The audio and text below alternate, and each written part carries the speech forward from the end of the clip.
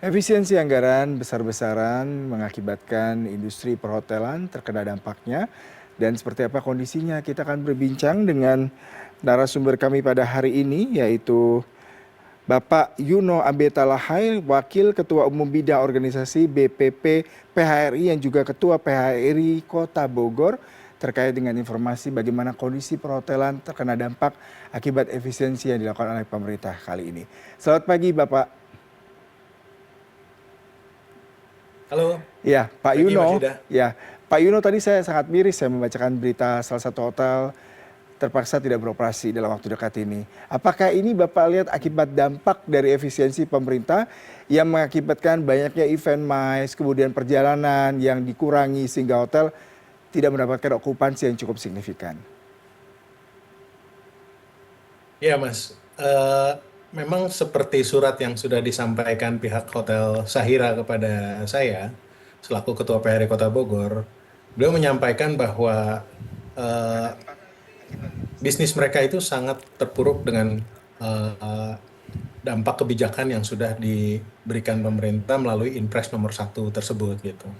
Dan memang eh, dari awal tahun, dari Januari, memang kegiatan eh, meeting pemerintah di Kota Bogor itu hampir bisa dikatakan sudah tidak ada lagi sampai sekarang gitu. Nah ini tentunya sangat mengganggu di mana Kota Bogor itu sendiri untuk segmen marketnya dari sisi kegiatan kementerian dan lembaga itu memang cukup besar Mhm. porsinya. Oke, Pak Yuno, berarti kalau kita bisa menelaah memang salah satu bagian dari pendapatan yang sangat signifikan adalah kegiatan yang banyak digagas oleh pemerintah seperti convention, kemudian meeting, dan juga agenda perjalanan. Apakah memang kalau kita melihat komposisinya demikian cukup signifikan ataukah sebenarnya masih ada segmen lain ya Pak yang bisa disasar oleh pihak perhotelan Pak?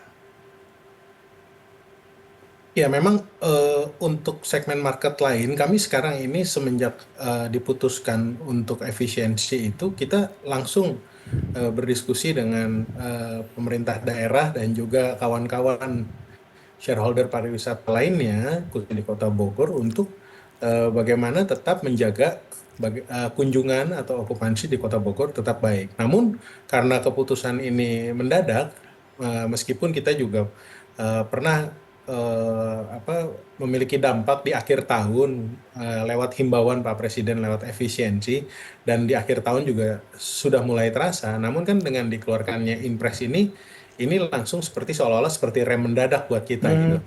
Nah, kita tidak punya cukup waktu untuk melakukan pergeseran market itu, di mana pergeseran market itu kan dibutuhkan juga tentunya banyak hal ya, kesiapan masyarakat, infrastruktur penunjang. Nah, ini kan tidak mudah juga gitu, Mas Yuda. Mhm. Jadi memang sementara kita melakukan itu, diskusi cukup intens dengan pemerintah kota, di mana pemerintah kota juga berdampak dari sisi pendapatannya karena kosongnya hotel-hotel kita.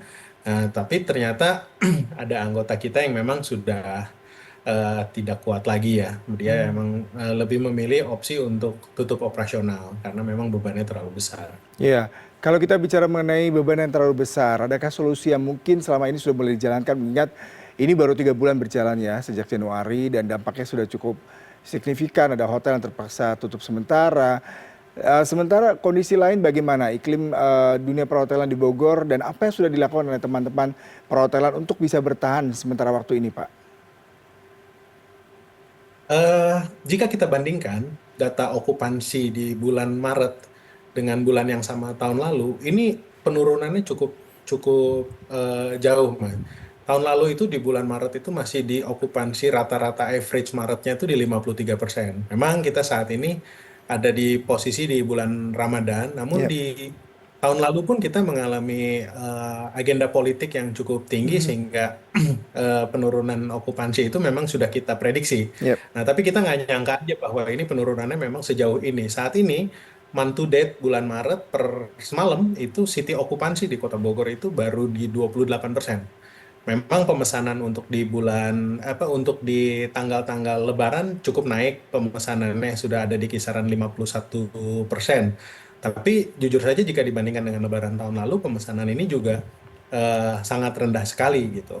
Dan upaya-upaya yang dilakukan teman-teman anggota saya adalah ya tentunya kita mulai mengkoreksi harga kita, kita melakukan promo-promo, kita juga melakukan bundling-bundling, bahkan ada anggota saya yang eh, menjual makanan, makanan hotel kita jual ke publik untuk sekedar survive. Memang kegiatan buka puasa bersama dan sebagainya itu juga tidak terlalu bisa nolong ya.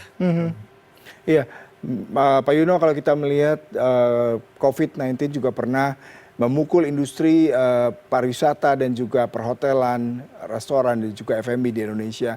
Pada saat itu juga melakukan beberapa trik yang sama seperti diskon, kemudian juga long stay buat para pengunjung dengan harga yang sangat kompetitif. Tetapi di sisi lain pasti akan menimbulkan perang harga ya Pak ya. Dan itu juga pasti akan membuat kalian para pelaku industri juga terkena dampaknya. Lalu bagaimana Pak untuk mengatasi kondisi ini mengingat memang itu salah satu cara untuk menarik perhatian para pengunjung Pak? Ya, ini yang saya selalu diskusikan sama teman-teman. Perang harga itu kan kalau kita bicara grade hotel, katakanlah bintang, artinya kan harga bintang 5 compete ke bawahnya, harga bintang 4 compete ke bawahnya lagi. Iya. Begitu seterusnya gitu loh. Nah, ini juga kan perlu kita jaga gitu Mhm. kondusivitasnya. Jangan sampai nanti eh, pengalaman COVID kemarin mudah buat kita nurunin harga Mas, tapi buat naikinnya lagi, ntar dulu Betul. Mas, nggak gampang gitu loh, Mhm. untuk balikinnya lagi gitu loh. Mhm. Nah, pengalaman COVID yang seperti tadi Mas Yuda bilang juga sebenarnya kita pakai saat ini. Jujur saja selain Sahira ini, saya sudah cek ke seluruh anggota saya di Hotel Bintang 4 dan sampai ke Bintang 2 di Kota Bogor. Mereka sudah menerapkan pola-pola pada saat COVID, yaitu adalah tidak lagi menggunakan memanggil daily worker untuk support SDM-nya, casual sudah tidak ada, Mhm. lalu unpaid leave sudah mulai diberlakukan, pengurangan absensi kerja sudah mulai diberlakukan, konversi pembayaran tenaga kerja menjadi harian itu sudah dilakukan juga oleh teman-teman, namun tentunya dengan komunikasi yang sangat baik. Mhm. Nah, ini juga keadaan yang memperberat saat ini adalah eh, dalam 1 bulan di bulan Maret ini kita terkena beban pembayaran biaya tenaga kerja itu 3 kali lipat, Mas, karena 1 Maret kita harus bayar gaji anak-anak, di pertengahan Maret kita harus rilis THR-nya, dan di akhir Maret ini kita juga harus rilis gajinya. Kami sadar itu adalah kewajiban kami dan untuk itu kita berusaha semaksimal mungkin untuk memenuhi itu. Namun jika seterusnya lagi setelah ini itu memang keadaan tidak berubah, ya apa mau dikata ya, apa boleh buat, seperti yang sudah disampaikan Pak Ketua Umum lewat rilis terakhir bahwa memang hampir 80% kita akan melakukan PHK. Gitu. Wow, 80% akan PHK apabila tidak ada perubahan signifikan, baik itu mungkin negosiasi dengan pemerintah ya, dan juga bagaimana strateginya. 80% cukup besar, Pak. Apakah ini juga pastinya merupakan salah satu hal yang paling terakhir dilakukan, tetapi di sisi lain, tadi Anda katakan beban produksi, beban biaya penggajian itu salah satu yang menjadi hal yang utama yang harus diperhatikan. Nah, sejauh ini apakah ada negosiasi dengan pemerintah? Tadi Anda katakan pemerintah daerah sudah bertemu, tetapi kan ini sudah menjadi instruksi presiden. Pastinya bukan hal yang mudah untuk dilakukan revisi ataupun perubahan undang-undang. Lalu seperti apa sih gambaran industri pariwisata dan juga perhotelan Indonesia apabila efisiensi ini terus dijalankan selain tadi PHK yang besar-besaran akan terjadi, Pak?